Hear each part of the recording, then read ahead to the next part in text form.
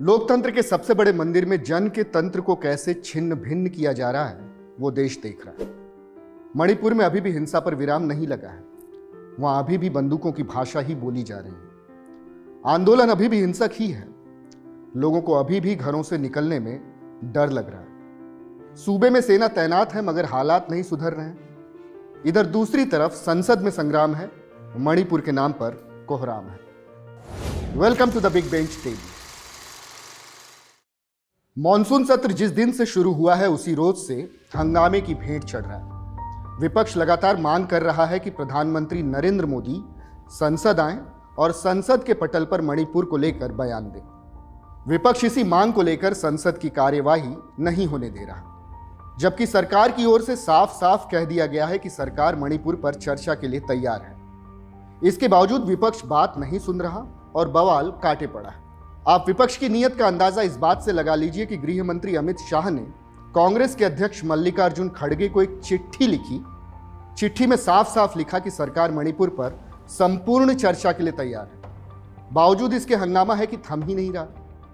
मतलब यह कि विपक्ष चाह ही नहीं रहा कि संसद का सत्र सुचारू रूप से चले। विपक्ष की इस साजिश को आप इस तरह से समझ लीजिए कि विपक्ष ने सरकार के खिलाफ अविश्वास प्रस्ताव लाने का फैसला किया है।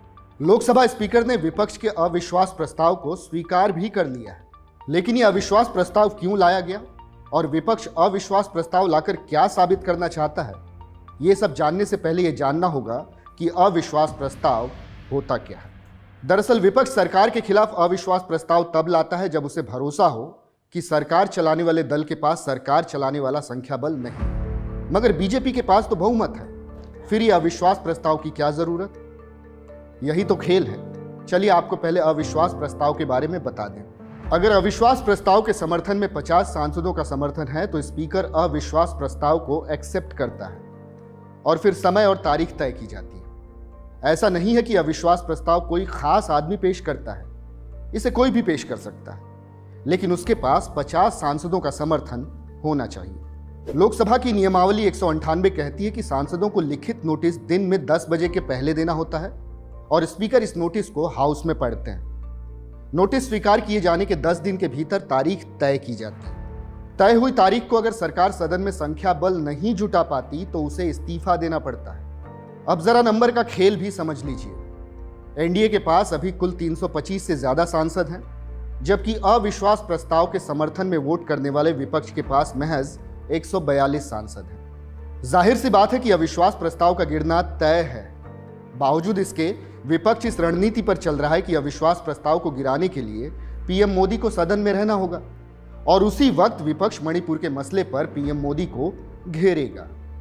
हालांकि यह पहली बार नहीं है जब विपक्ष मोदी सरकार के खिलाफ अविश्वास प्रस्ताव ला रहा है, लेकिन पीएम मोदी के दूसरे कार्यकाल में यह पहली बार है। इससे पहले 20 जुलाई 2018 को मोदी सरकार के खिलाफ अविश्वास प्रस्ताव लाया गया था। तब भी विपक्ष ने मुंह की खाई थी और एक बार फिर से वही होना तय है। अब यहां द बिग बेंच पर बैठकर सोचने वाली बात यह है कि विपक्ष को मालूम है कि उनका अविश्वास प्रस्ताव किसी काम का नहीं है, तो फिर वो ये प्रस्ताव लाए ही क्यों? जवाब यह है कि विपक्ष सिर्फ हर वो कदम उठा रहा है जिससे संसद का समय बर्बाद हो। वैसे इस मसले पर आपकी क्या राय है? आप हमें कमेंट करके बता सकते हैं। Keep watching the big bench daily.